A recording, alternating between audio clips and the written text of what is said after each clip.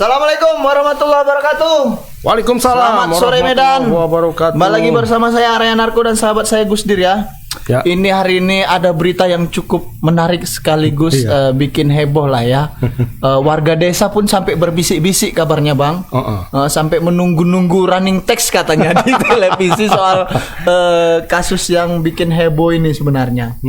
Nah ini mungkin bisa lah abang bacakan langsung ini berita pertama memang cukup sedang heboh di heboh. media sosial ini dugaan perselingkuhan antara seorang laki-laki diduga laki-laki yang mirip kepala desa di desa tapi bukan Perdamaian. bukan mirip lagi kok.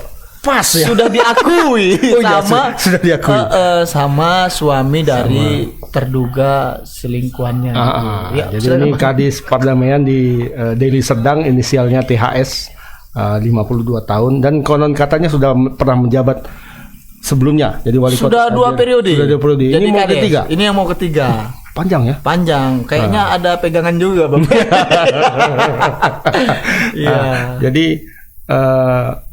diduga telah berselingkuh selama kurang lebih 2 tahun dengan seorang perempuan berinisial JS. Dan JS ini istri dari Badan Permusyawaratan Desa berinisial HS. Nah, Pak HS ini juga pengurus dari BKM loh Bang, Badan Kemakmuran Masjid. Iya, makanya ini sangat mencoreng sekali istrinya ini. Dan kabarnya sudah dilaporkan ke Polresta Deli Serdang gitu. Ini ada videonya. Kita nggak punya videonya. Bukan video surnya. Enggak. Iya, jangan pula netizen berharap ada video surnya ya. Mana bosku? Linknya dong. Iya. Cuma kita dapat capture gambar-gambarnya, mungkin kita lihat dulu sekilas.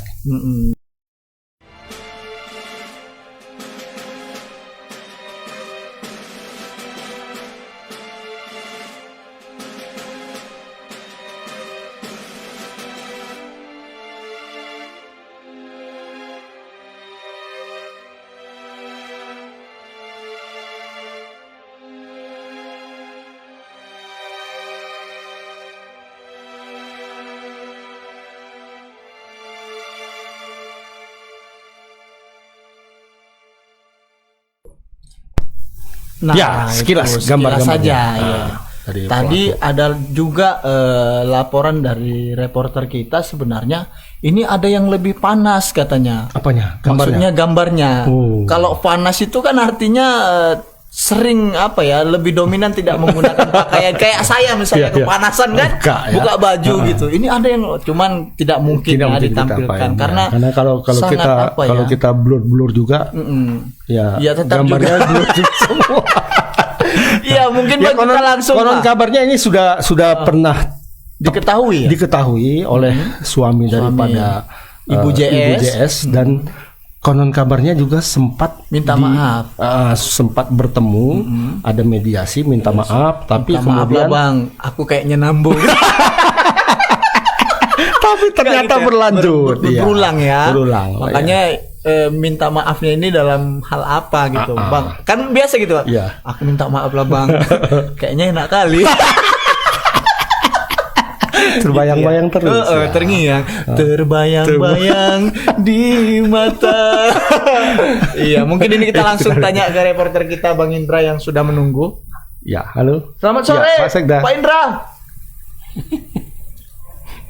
Halo, suaranya Pak Indra. Halo. Selamat sore. Sore. Ini soal masalah dugaan perselingkuhan ini kan kabarnya lagi hangat dan dibicarakan warga desa begitu ya kan. Nah ini gimana ini awal mulanya kok bisa terbongkar? Terus ada kabarnya katanya fotonya yang lebih dulu melihat itu katanya anaknya. Gimana? Iya. Anaknya ternyata yang memergoki. Iya. Ini silakan. Ya. Siap Bang. Jadi bisa saya jelaskan. Ini sebenarnya kasus dugaan perselingkuhan antara oknum kepala desa dengan warganya ini sebenarnya sudah terjadi kurang lebih 2 tahun belakangan. Hanya saja kemarin itu ada sekitar 60-an warga ini mendatangi kantor kepala desa Perdamaian Kecamatan Tanjung Merawa, Kabupaten Deli Serdang. Mereka datang karena meminta kepada pemerintah. Jadi mereka meminta kepada Pemkab hanya saja melalui kantor desa, meminta agar nanti tanggal 20 Mei itu tidak dilakukan pelantikan terhadap oknum kepala desa mereka, karena mereka ini sudah mengetahui sifat asli kepala desa. Sifat aslinya adalah bercinta, ketahuan bercinta atau berselingkuh dengan istri anggota BPD, Badan Permusyawaratan Desa. Jadi mereka kemarin datang meminta supaya ada sanksi seperti itu, jangan dilantik. Baru kemudian meminta ada tindak lanjut dari kepolisian, karena memang kasus dugaan perselingkuhan ini sudah dilaporkan oleh HS. Ini HS suami dari selingkuhan oknum kades ini ke Polresta Deli Serdang. Jadi saya juga tadi sebentar, itu tadi unjuk rasanya itu terjadi setelah pemilihan atau bagaimana?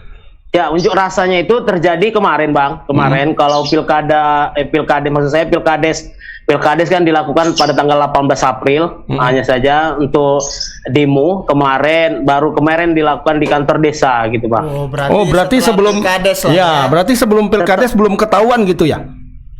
Waktu sebelum Pilkades ini masih diketahui oleh keluarga dari HS saja, Bang, seperti itu. Ini maksudnya sebelumnya ini hanya di lingkungan internal, meskipun warga ini sudah mencurigai, Bang, dari gerak-gerik keduanya, mengingat ini Pak Kades ini sering mendatangi warung dari selingkuhannya ini, Bang. Jadi selingkuhannya ini sehari-hari mempunyai usaha.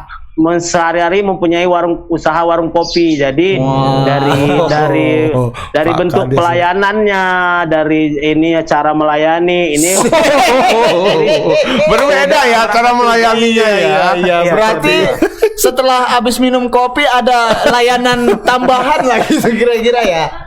Ya, seperti itulah yang disebutkan. Tadi saya juga, Bang, sempat wawancarain HS ini, suami ini mengatakan kalau istrinya ini sebenarnya sudah 2 tahun belakangan ini diketahui. Awal mulanya dia mengetahui ini karena pada saat 2 tahun lalu itu dia tidak sengaja membuka isi handphone istrinya. Dari situ dia melihat foto-foto syur. Jadi foto yang beredar pada saat ini di media sosial itu dianggapnya belum seberapa, Bang, karena memang pada 2 tahun lalu itu foto tanpa busana dari kedua orang ini sempat dilihatnya secara langsung, Bang. Hanya saja pada saat itu langsung masih disimpan di lingkup keluarga. Jadi setelah foto itu diketahui, sang suami ini memanggil kepala desa dan istri termasuk juga keluarganya. Saat itu penyelesaiannya suaminya ini bersedia memaafkan karena memang pada saat itu istrinya ini menangis, dan kepala desa juga mengakui berdasarkan pengakuan istrinya, dia ini sudah disebut sudah ditiduri 3 kali. Hanya saja pada saat itu kepala desa mengaku hanya sekali. Ini tiga kali selama 2 tahun ya, Ndra? Ya, yang ketahuan mereka seperti yang ketahuannya. Ya, jadi, Bang, bisa saya lanjutkan, Bang. Jadi pada saat itu, Bang, itu anak dari HS ini itu belum mengetahui, Bang. Jadi dia baru tahu belakangan ini setelah mendengar cakap-cakap atau cerita-cerita dari masyarakat. Jadi pada saat itu bapaknya sendiri ini masih merahasiakan kepada anaknya yang sudah dewasa, yang sudah bisa dibilang dewasa karena sudah kuliah. Jadi pada saat itu masih ditutupi.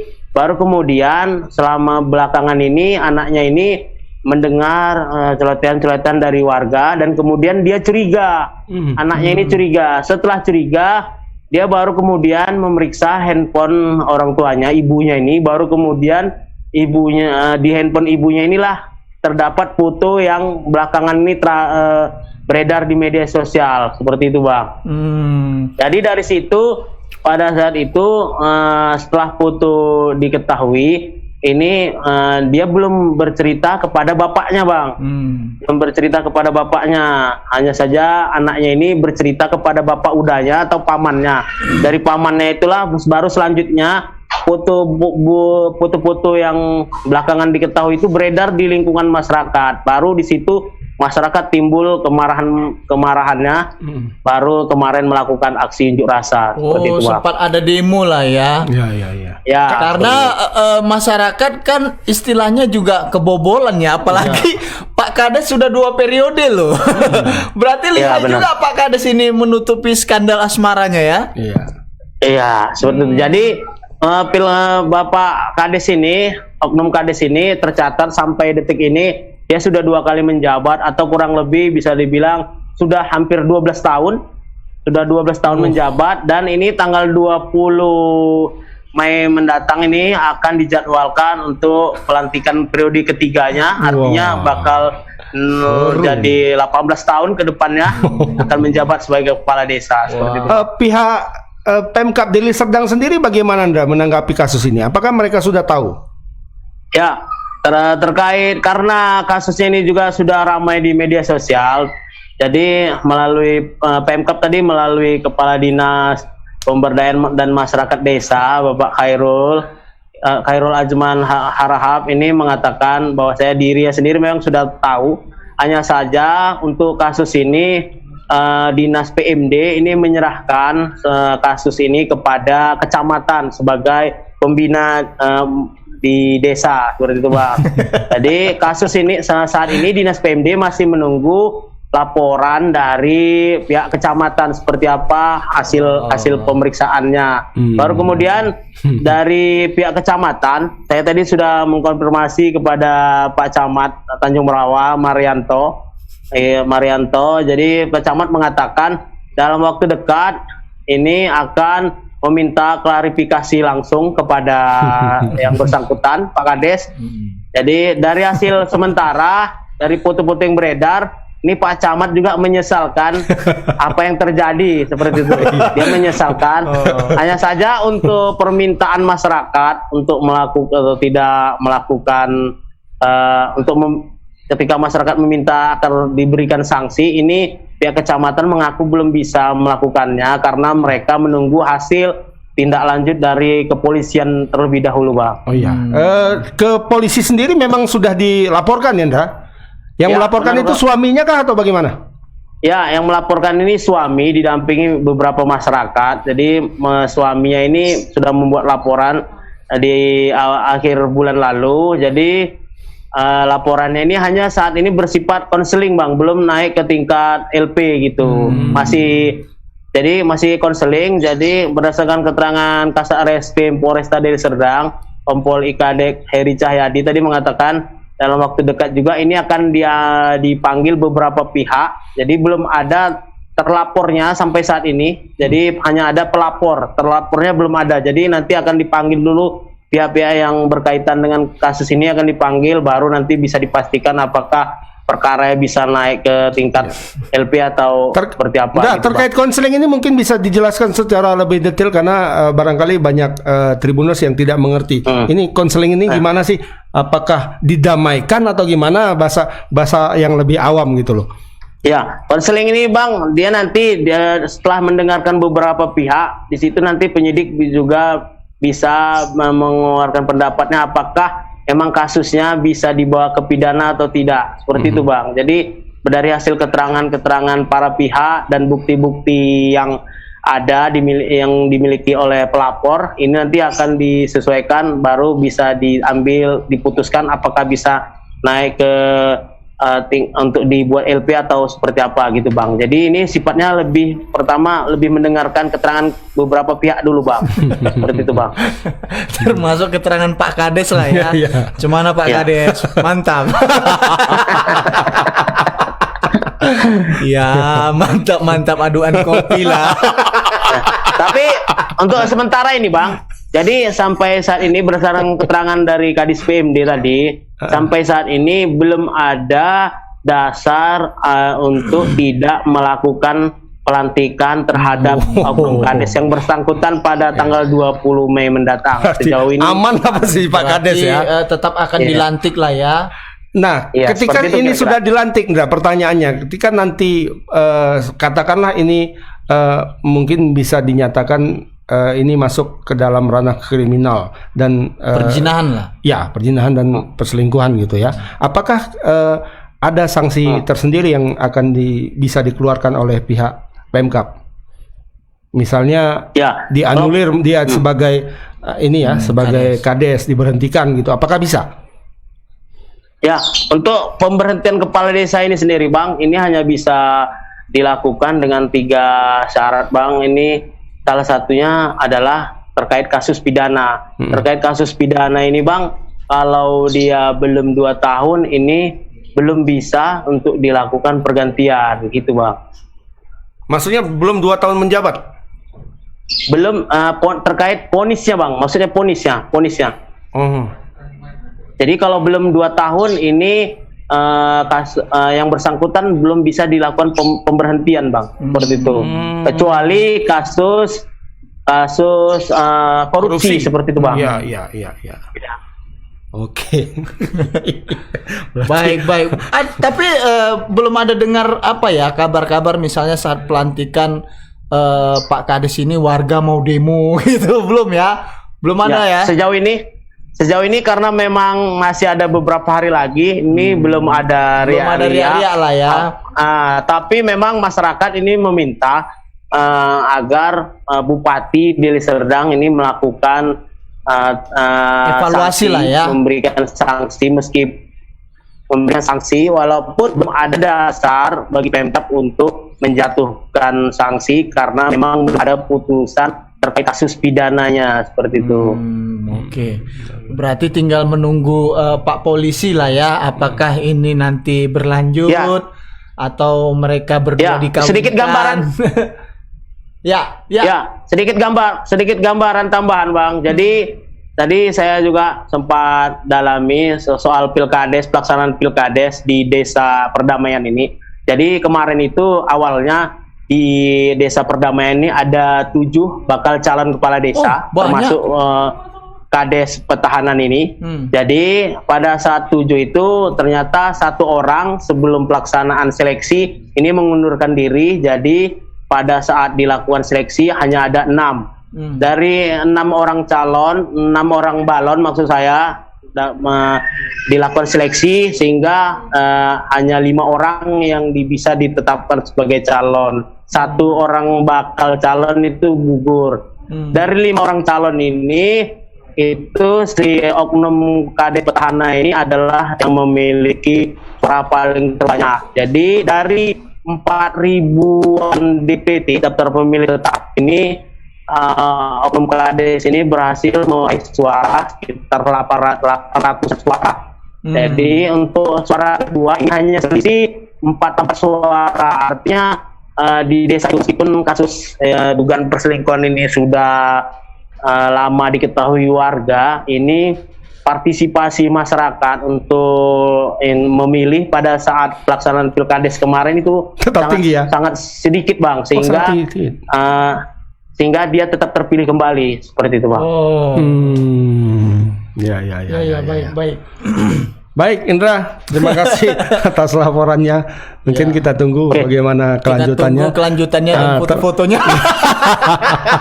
Yang lebih sedap tadi kira-kira. Juga ini Indra ya, kapan pelantikannya tadi? Tanggal 20 Mei ini dilakukan pelantikan terhadap 304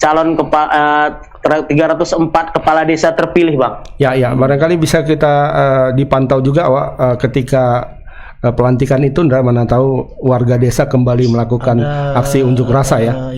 Karena ini menurut beberapa tribunus yang masuk sudah terjadi beberapa kali aksi unjuk rasa dari M. Idris nih katanya udah di demo semalam, Bang, katanya ya. Berarti barangkali ada lagi nanti gitu maksudnya. Ya, baik Bang Indra. Terima kasih banyak atas laporannya. Selamat sore, selamat bertugas kembali.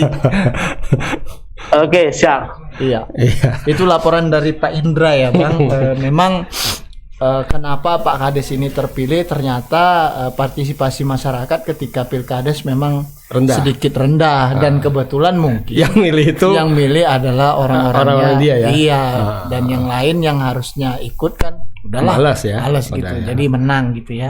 Dan ternyata ya bisa saja kan dari beberapa pemilih mungkin ada juga yang kecewa. Ternyata Pak Kades kami leboy. ini katanya. Wah. Ada juga nih, Bang, Iya. ketawa-ketawa aja, Bang. Iya, cuma Iya, nggak ketawa gimana ya, lucu. Kami nggak merasa ketawa. lucu gitu loh. Kami lucu gitu. Karena sudah beberapa Dua kali, periode dua gitu periode kan. dan Kemudian sudah pernah ketahuan. ketahuan, gitu. sudah pernah di Meminta maaf, negosiasi, ya kan? pernah minta maaf. Dan berlanjut lagi. Nah, modusnya mungkin ya beli kopi lah ya ke warung kakak itu kan. Iya, aduannya bagus kayaknya. Iya. Mungkin sambil siul kok. Mungkin Iya, terbayang-bayang ya. Terbayang-bayang di mata. Oh, sama ada lagu satu lagi. Oh tuh. iya, lagunya siapa? Alda ya. Aku tak biasa. Iya. Ya kan? Aku tak biasa bila ku tidur tanpa belalaimu. Aduh, astaga. Iya, betul. Iya, Bang, mungkin kita lanjutkan berita kedua. Oh, ini ada satu lagi nih dari apa M. itu? Idris juga. Ya. Insya Allah tanggal 12 Mei masyarakat perdamaian demo ke kantor Bupati Deli Waduh, Serdang siap, dan Bang Idris. DPRD Deli Serdang. Oh, terima Wah, kasih siap. informasinya Bang Bang Idris. Idris. Nanti kita sampaikan kepada Pak teman Indra kita tadi ya. supaya ditampung di sana. Iya. Iya. Iya. Luar biasa. Ya, Pak Kades. kita lanjut ke berita yang kedua. Baik, Ini kita juga bergeser ke berita kedua. Ini tak kalah bikin heboh sebenarnya ini, Bang. terkala bikin heboh. Dan ini berita duka sebenarnya. Berita duka dari Pematang Siantar ini terkait dengan tewasnya David Sialagan, ini mahasiswa asal Pematang Siantar yang kuliah di Yogyakarta Di ISI ya, di Institut Seni. Seni Indonesia yang ditikam di Sleman ya, Di Kabupaten Sleman. Ya. Nah, tadi pagi Proses pelakunya pemakaman. proses pemakaman dilakukan di Siantar, dan di Jogja itu pelakunya sudah ditangkap. Ditangkap begitu ya. Ternyata pelakunya ada 4 orang dan oleh kepolisian di Jogja tadi sudah disampaikan kronologisnya. Ternyata Hanya gara-gara persoalan di bertemu jalan di raya. jalan Iya, gitu ya. biasa anak-anak muda di Ya, jalan raya. tidak mau saling mengalah gitu. Antar dua kelompok, Ya. dua kelompok yang menaiki sepeda motor Kendaraan gitu ya, yang bertemu di satu persimpangan dan saling kemudian ngotot, saling ngotot, ya. saling geber, saling apa, Hingga bereng-berengan terjadi, kalau iya, kalau kalau istilah orang di sini Medan ya. ya. Oh, Apa istilah kau Medan. gitu Nah, kan. seperti itu. Ya kan? Pinggir kau gitu kan. Akhirnya terjadi clash dan berkelahi, kemudian si pelaku ini mengeluarkan pisau dan Menikam dua orang sebenarnya. ya. Satu Yang satu David itu Sialagan, kemudian dan, satu lagi mahasiswa dari asal Palembang. asal Belitung. Belitung ya, ya. Belitung ya. Ya, Bangka Belitung. TIP 29 tahun dan DS 22 tahun warga Pematang Siantar. Barangkali kita lihat Ya, videonya. boleh. Ini tadi ada dirilis di Pemakaman juga dan ya sekaligus juga penangkapan. penangkapan dan prosesi pemakamannya.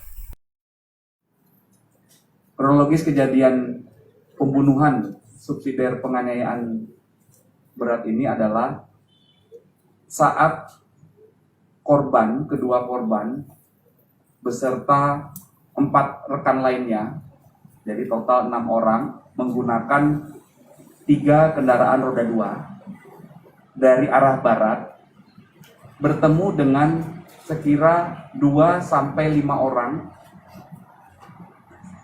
kelompok pelaku di perempatan Selokan Mataram jam 00:30 WIB hari Minggu tanggal 8 Mei 2022.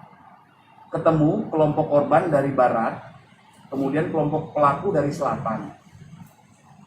Di perempatan Selokan Mataram ini terjadi perselisihan karena kedua kelompok tidak saling mengalah untuk memberi jalan. Kelompok korban ingin jalan ke arah timur, kelompok pelaku ingin jalan ke arah utara. Terjadi cekcok, saling memaki, saling tuduh, saling pisu ya. Sehingga akhirnya ini sempat lewat ke arah timur perempatan. Kelompok pelaku jalan sedikit ke utara, namun masih terjadi cekcok. Sehingga kelompok pelaku menantang kelompok korban, ayo kalau berani kamu ke sini. Datanglah dia ke TKP dari arah timur. Lanjut terjadi percekcokan. Dalam proses percekcokan itu terjadi kejar mengejar, saling maki, saling lempar, yang akhirnya dua korban, saudara DS dan saudara TIP, ditusuk oleh pelaku YF dengan menggunakan pisau yang sudah kami tunjukkan tadi, sehingga saudara DS mengalami 4 luka di punggung dan di dada kirinya, yang akhirnya menyebabkan saudara DS meninggal. Kemudian saudara TIP mengalami 3 luka di dada dan di pinggulnya. Ini juga yang kekerasan tajam inilah yang menyebabkan kedua korban ini meninggal dunia. Selanjutnya kami melakukan olah TKP.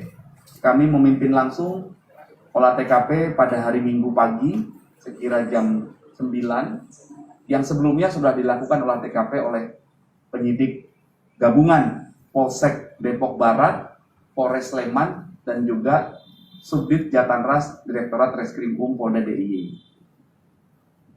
Kemudian kami melakukan pembagian tugas, melakukan analisis di TKP, melakukan pemeriksaan saksi-saksi, melakukan analisis CCTV yang ada di sekitar TKP. Akhirnya kami mendapatkan titik terang.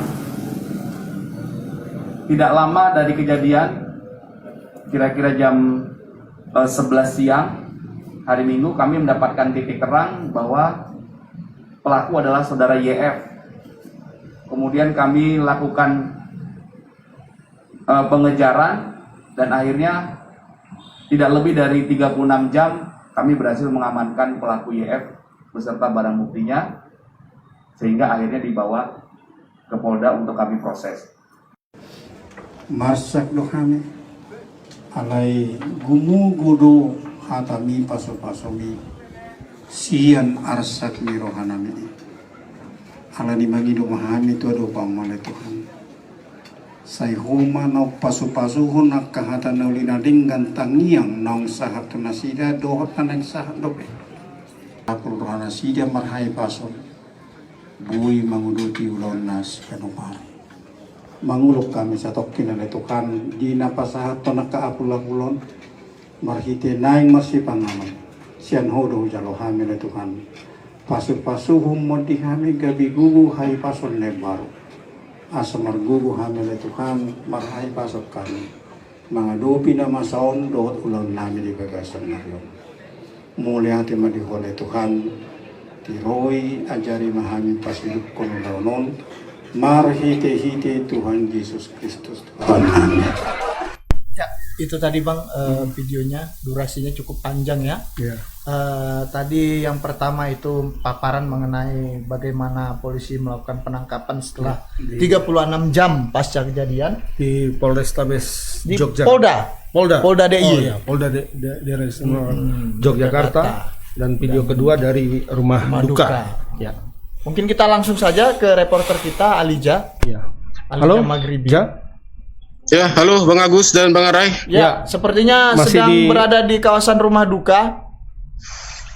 Ya, Bang, saat ini baru turun hujan kan, kemudian ini udah reda dan jenazah dari David Sialagan sendiri sudah dimakamkan di TPU Kristen yang nggak jauh dari kediaman rumah duka. Jenazah dimakamkan beberapa meter dari makam ibunya yang 4 tahun lalu sudah meninggal. Begitu Bang Agus dan Bang Arai. Sejauh ini ada kabar lain nggak, misalnya polisi dari Yogyakarta memberi informasi lagi kepada ayah dari mendiang mungkin soal pelaku lain misalnya? Nah tadi barusan juga saya wawancara dengan ayah dari korban yang juga rekan dari media, Bapak Timbul Pandapotan Sialagan, mantan Ketua PWI Siantar tahun 2013-2016. Nah, beliau bilang tadi pukul 10 pagi pihak dari Polda DIY ada menghubungi. Namun karena fokus untuk proses persemayaman hingga pemakaman, dia belum bisa ngangkat telepon dari pihak berwajib. Dan untuk sore ini mungkin beliau akan lakukan komunikasi lagi dengan Polda DIY. Hanya saja dari yang disampaikan pihak Polda DIY kepada dia bahwa ada kabar bagus dalam pengungkapan kasus ini. Masih sejauh itu sih, Bang Arai dan Bang Agus. Berarti ada kemungkinan penangkapan pelaku lain barangkali ya? Karena yang kalau kita dengar dari live tadi dari Jogja bahwa pembunuhan ini dilakukan tidak hanya oleh satu orang ya. Memang yang menusuk mungkin satu orang, tapi ada pengeroyokan kabarnya. Nah, Pak orang tua dari korban, Pak Timbul Sialagan sendiri tidak terlalu memperdulikan berapa pelaku, kemudian apa yang terjadi, karena dia sendiri sudah merasa anaknya itu sudah meninggal, jadi penangkapan dari pelaku itu tidak mengembalikan anaknya. Bang Agus Mengarai. Namun dia menyampaikan ini harus menjadi sejarah bagi kota dari provinsi DIY yang dikenal sebagai daerah pelajar, kota wisata, bahwasanya banyak anak-anak dari Siantar atau dari daerah lain, dari Sumatera itu yang sekolah ke Jogja, namun dengan kasus ini bisa menjadi menimbulkan rasa traumatik terhadap orang tua, begitu. Jadi dia sendiri semalam menerima banyak pertanyaan dari orang tua yang merupakan teman dari anaknya, kemudian sekolahnya itu di Jogja. Apa yang terjadi sebenarnya? Apakah mungkin ada konflik lain gitu terhadap orang Batak atau orang Sumatera, begitu, Bang Agus sudah mengarah. Ternyata memang sejauh ini kalau dari tidak ada konflik hanya yang spontan serius, ya, sifatnya spontan. Ya, nah untuk dia sendiri, Pak Timbul sendiri belum melihat belum melihat live dari Polda terkait konferensi pers. Dia hanya menerima informasi dari rekan sejawat itu bahwasanya pelaku yang sudah ditangkap gitu.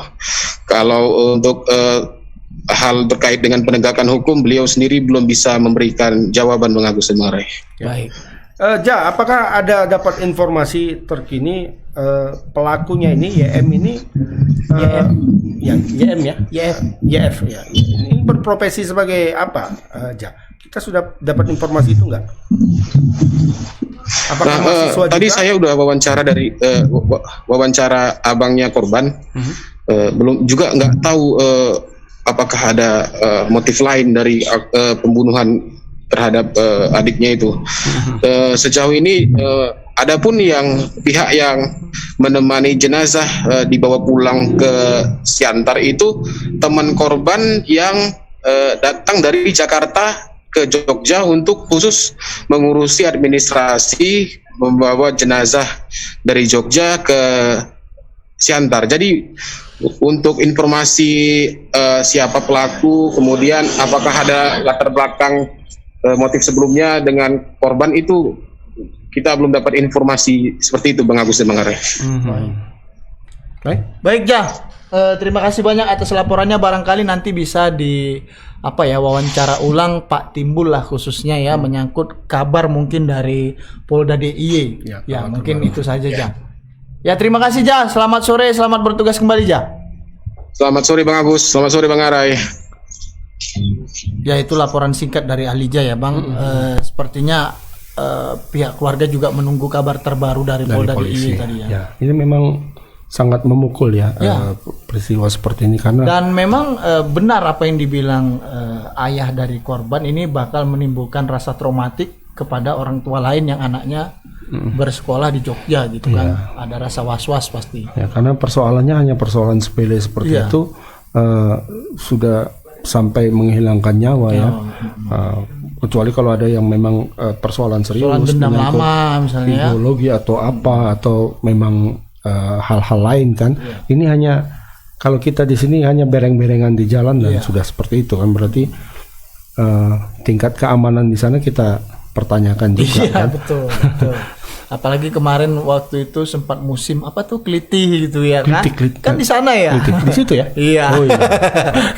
Kayaknya bakal bergeser lah pandangan terhadap Jogja bukan lagi kota wisata tapi kota barbar. Bisa ya gitu ya. Bisa jadi. Kan kalau muncul tindak-tindakan kekerasan Iya. ya Tapi sebenarnya bisa. memang kalau dari sisi kalau kita runut lebih jauh ke sejarah masa lalu kan memang di situ juga tempatnya kan, gali-gali itu di situ kan.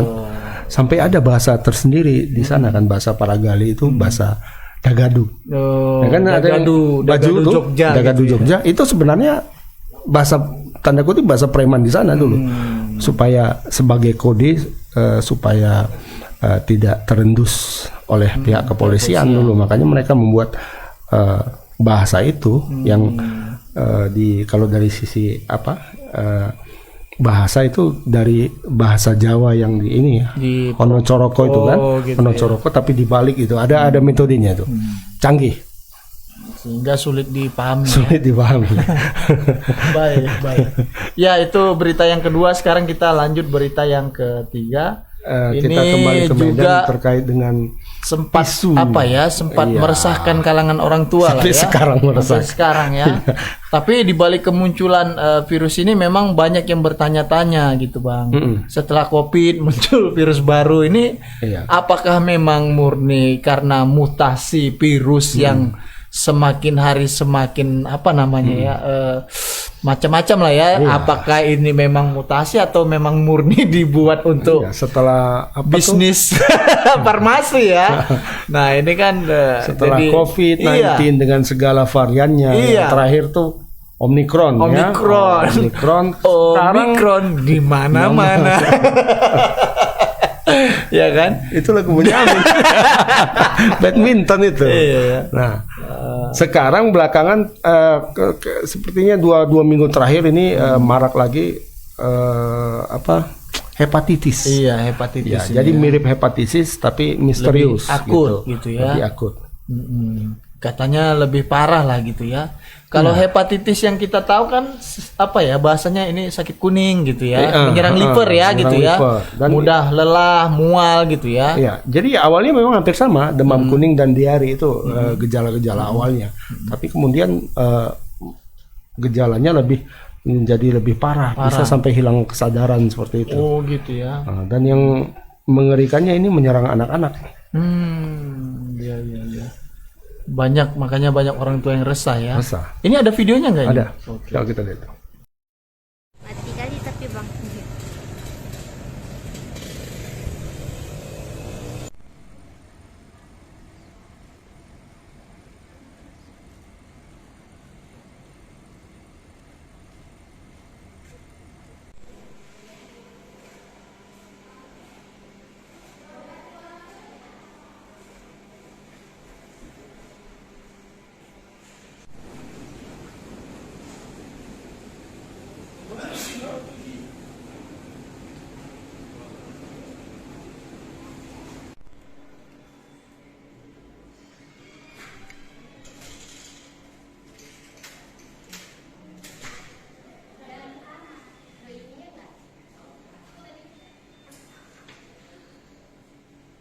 Bukan seperti yang disampaikan oleh Bapak Direktur, yang mau kita sampaikan bahwa keadaan ya kan sejauh ini seperti disampaikan tadi memenuhi kriteria Kemenkes yang kemarin disampaikan pernah dilaunching bahwa ada gejala yang berhubungan dengan gastrointestinal mengarah ke hepatitis akut, kemudian ditambah ada data pendukung SGPT yang meningkat dari 500 sehingga kasus ini kita anggap sebagai probable, dan saat ini probable ini kita akan juga dalam masih investigasi.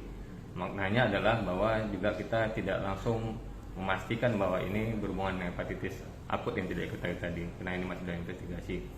kondisi pasien saat ini kita laporkan memang dari gejala awal dia diterima di kita dengan kondisi yang sekarang ada sedikit mengalami perburukan secara klinisnya, karena kemarin di hari tanggal 7 kuningnya belum begitu menonjol, kemudian di hari Senin kemarin kuningnya bertambah berat. Sudah bisa lab kita melakukan uji yang atau harus masih kirim ke Jakarta, Pak? Untuk yang kemarin kan karena ini sifatnya hepatitis akut yang tidak diketahui penyebabnya, ada panel virus yang harus memang diperiksa sesuai dengan aturan yang sesuai protokol yang disarankan oleh Kemenkes. Salah satu adalah pemeriksaan adenovirus F41, dan adenovirus F41 inilah yang kita koordinasikan untuk dikirim sampelnya ke Jakarta, dan saat ini kemarin udah coba dikirim ke sampelnya ke Jakarta. Biasa berapa hari kemudian kita dapat hasil, Pak? Kabar hasil biasanya, Pak? Kemarin juga kalau yang informasi yang diketahui bahwa di lab yang telah ditunjuk, investigasi itu membutuhkan 14 hari, tapi lamanya hasil itu kita tidak begitu bisa dapat pastikan, tapi investigasi ditargetkan 14 hari kelak. Dari keluarga si bayi apakah ada juga diperiksa atau seperti apa, Pak? Sejauh ini karena ini kasusnya belum kita pastikan ke arah hepatitis akut yang tidak diketahui, maka ini masih sudah ya hanya konsumsi kita, masih di kesehatan. Tapi kemarin sempat memang nanti mungkin dari pihak direksi juga menjelaskan bahwa memang sudah ada keterlibatan dari dinas kesehatan kita dan juga dari beberapa pihak kepolisian juga. Cuma kan yang kita khawatirkan kalau ini belum lagi jelas langsung diekspos begini besarnya, yang ada kekhawatiran panik. Panik ini padahal kita tidak sepakat dari awal jangan ada kepanikan, karena juga kasus-kasus begini ya banyak hepatitis akut yang sebenarnya mirip-mirip begini, sehingga takutnya nanti terlalu berlebihan kita menanggapi, alhasil nanti di masyarakat termasuk keluarga dari pasien ini juga akan mengalami kegelisahan terlalu luar biasa, dan juga termasuk Kita mendengar ada suspek hepatitis yang ada di sini seperti apa? Pertamanya rujukan dari Grand Medistra Lubuk Pakam. Jadi yang seminggu dirawat di Elizabeth, kemudian dirujuk ke kita, dan sekarang memang keadaannya memang persis seperti yang gejala hepatitis. Gejala hepatitis tentu ada kuning dan hasil lab yang mendukung ke arah itu. Sementara Ya, itu tadi Bang, sedikit keterangan dari pihak rumah sakit ya. Rumah sakit Adam Malik, karena ada pasien masuk anak-anak yang dengan gejala yang seperti situ. Ya. Cuma bahasanya itu probable ya, kemungkinan. Jadi belum A1. Belum pasti. kalau di polisi A1, kalau di kedokteran ya belum positif, belum positif hepatitis akut. Mungkin kita bisa langsung Bang ke reporter kita Nisa yang mungkin sudah lama menunggu ya. Halo Nisa. Halo, selamat sore Nisa. Halo, selamat sore Bang Agus, Bang Arai. Nah, ini kabarnya ada 2 ya yang meninggal. Ini bagaimana Nisa? Ini gejalanya dulu lah kita tanya, apakah gejalanya sama dengan hepatitis pada umumnya? Ya, silakan Nisa.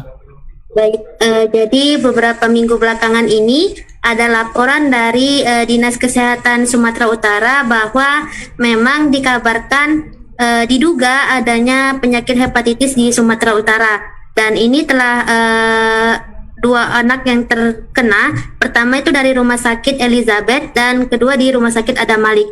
Jadi sebenarnya Rumah Sakit Elizabeth ini, yang di Rumah Sakit Adam Malik ini merupakan rujukan dari Rumah Sakit Elizabeth. Sebelumnya ada korban juga yang meninggal 14 hari yang lalu, namun memang memiliki gejala hepatitis, tapi tidak bisa dikatakan bahwa gejala yang meninggal ini merupakan hepatitis misterius. Jadi sebelum diperiksa anak tersebut sudah meninggal dunia. Nah, saat ini juga ada satu lagi yang sedang dirawat di Rumah Sakit Adam Malik, itu usianya 8 bulan, di mana saat ini pihak rumah sakit sedang mengambil sampel darah adenovirus yang ada dalam tubuhnya itu dan dikirim ke rumah sakit dan dikirim ke Kemenkes ke Jakarta Bang. Dan untuk saat ini dalam proses pemeriksaan lebih lanjut seperti itu. Jadi untuk ciri-cirinya ini sebenarnya menurut beberapa IDAI dan Dinkes maupun beberapa dokter, bahwa ciri-ciri hepatitis ini sama saja seperti hepatitis A, B, C, D, dan E, di mana mulai dari demam, terus kuning, terus diare, dan berbagai macam penyakit yang berawal dari makanan dan apa yang kita makan dan apa yang kita keluarkan dari dalam perut seperti itu Bang. Jadi sebenarnya untuk mengetahui ini hepatitis misterius ini sebelumnya belum ada penyebabnya, makanya dikatakan IDAI itu dikatakan hepatitis misterius karena belum diketahui nih apa sebab dari hepatitis misterius ini muncul. Nah saat ini untuk mengetahui hepatitis ini bukan ABCD, yaitu dari darah Bang. Jadi pengambilan sampel darah apabila darahnya lebih dari 500, maka itu bisa dikatakan masuk dalam kategori hepatitis misterius seperti itu Bang. Oh gitu. Berarti dia tidak masuk ke dalam golongan yang hepatitis yang ada selama ini ya, Anissa? Ya, makanya betul. dibilang misterius ya. A, B, C, D, E. Jadi seluruh dokter ini, seluruh pihak kesehatan di Indonesia ini sedang meneliti penyebab dari hepatitis ini apa, karena saat diperiksa, misalnya ada pasien sakit nih Bang, nah ini dia diare, terus kuning, demam, tapi ada dari kategori A, B, C, D yang hepatitis A, B, C, D, maka itu obatnya tinggal vaksin untuk hepatitis A dan B itu kan sudah tersedia Bang. Nah tapi jika tidak ada dari kategori A, B, C, D itu, maka dikatakan itu hepatitis misterius. Nah menurut Dinas Kesehatan Sumatera Utara, kunci dari pencegahan hepatitis misterius ini hanyalah dari pola makan dan kebersihan Bang. Jadi dianjurkan untuk ibu-ibu rumah tangga itu mengatur dan melihat lebih langsung pola makan anak, jangan jajan sembarangan. Terus apabila memasak itu pastikan masaknya dalam keadaan matang, dan minuman pun air putih itu dianjurkan untuk direbus secara matang terlebih dahulu, meskipun itu air galon aqua seperti itu Bang. Tapi memang hanya menyerang anak-anak ya Nisa? Sejauh ini dari seluruh kasus yang ada di luar negeri itu masih menyerang anak-anak Bang, dari 0 sampai umur 16 tahun. Tapi untuk pencegahan itu makanya Dinas Kesehatan Sumatera Utara itu Ismail meminta agar ibu-ibu yang baru melahirkan untuk mensegerakan vaksinasi hepatitis untuk golongan A dan B kepada anak-anak di bawah 0 sampai 5 tahun Bang, seperti itu.